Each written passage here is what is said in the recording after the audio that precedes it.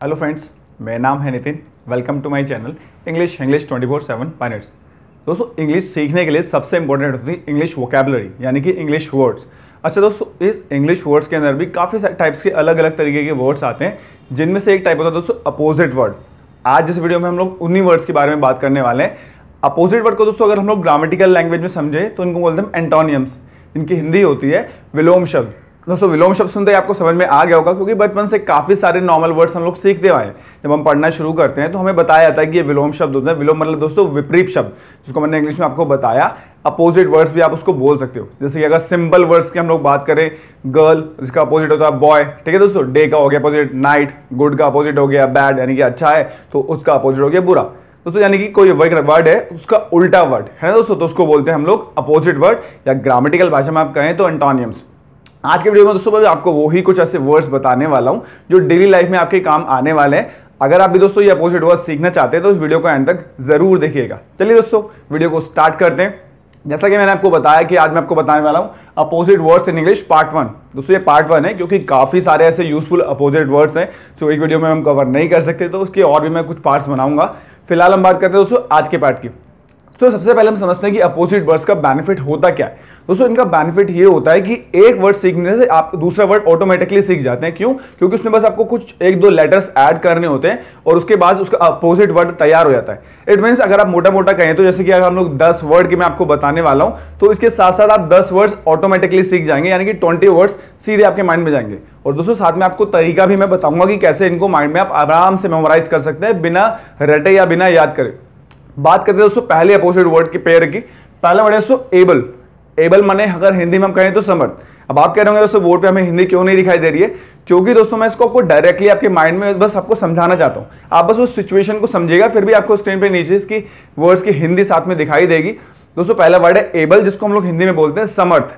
समर्थ मतलब दोस्तों जिस चीज को करने आप समर्थ हो, हाँ ये मैं काम कर सकता हूं। दोस्तों अगर इसको अपोजिट वर्ड की हम बात करें तो समर्थ का दोस्तों उल्टा क्या होता है? असमर्थ। असमर्थ मतलब जब आप कहो जी इस करने के लिए मैं तो नहीं कर सकता, तो आप क्या बोलोगे उसको? अनेबल। याद है दोस्तों, अगर आप समर्थ हो काम करने में तो एबल, और नहीं तो अनेबल। एक एग्जांपल से हम इसको समझते हैं। मैं बोलूं मैं आपकी मदद करने में समर्थ हूं, हाँ मेरे पास पैसे हैं, मेरे पास सब कुछ है, मैं आपकी मदद करने में समर्थ हूं, तो I am able to help you. और मैं कहूं मैं आपकी मदद करने में असमर्थ हूं, तो मैं क्या कहूंगा? I am unable to help you. याद रहेगा दोस्तों, तो एबल माने समर्थ और अनेबल माने असमर्थ। बात करते हैं दोस्तों दूसरे वर्ड की, हेल्दी। हिंदी में इसको हम लोग बोलते हैं स्वस्थ। याद है दोस्तों, कोई इंसान स्वस्थ हो या कोई खाना ऐसा जो आपकी सेहत के लिए काफी अच्छा हो, तो हम बोलते हैं ना ये हेल्दी फूड है ना दोस्तों, या ये हेल्दी इंसान है। कोई इंसान आपको दिखने में फिट दिखाई दे रहा है, अच्छा दिखाई दे रहा है, तो उनको हम हिंदी में बोलते हैं ना ये स्वस्थ है।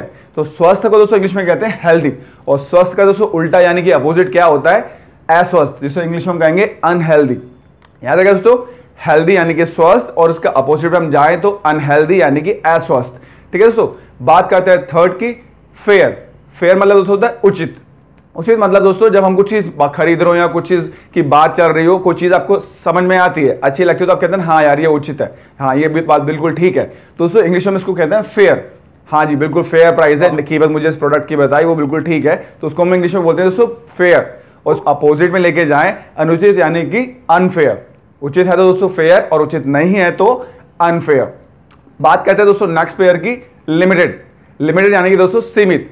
ये बहुत सिंपल सा इसका मैं एग्जांपल आपको देने वाला हूं। हर एक इंसान आज के डेट में मोबाइल फोन का यूज करता है। उसमें आप जो इंटरनेट का जो रिचार्ज लेते हैं, जो डेटा पैक आप लेते हैं, है ना, उसमें कई बार होता है कि लिमिटेड डेटा आपको मिलता है। लिमिटेड समझ गए दोस्तों? सीमित, है ना दोस्तों, कि हाँ इतने पीरियड के लिए ये वैलिड रहता है। और दोस्तों अगर वो सीमित ना हो, असीमित हो, तो उसको हम बोलेंगे अनलिमिटेड। तो यस आप आराम से समझ में आ गया होगा। सीमित यानी कि कोई चीज आपको लिमिट में मिल रही है तो उसको बोलेंगे लिमिटेड, और जो चीज आपको असीमित मिल रही है उसको बोलते हैं हम अनलिमिटेड। जैसे मैंने आपको एग्जांपल दिया आपके इंटरनेट डेटा पैक की, है ना दोस्तों, कई बार वो लिमिटेड होता है और कई बार वो अनलिमिटेड भी होता है। बात करते हैं दोस्तों नेक्स्ट अपोजिट वर्ड के पेयर की, नोन। नोन मतलब होता है दोस्तों परिचित, जिसे हम हिंदी में कहें जिन लोगों को हम जानते हैं।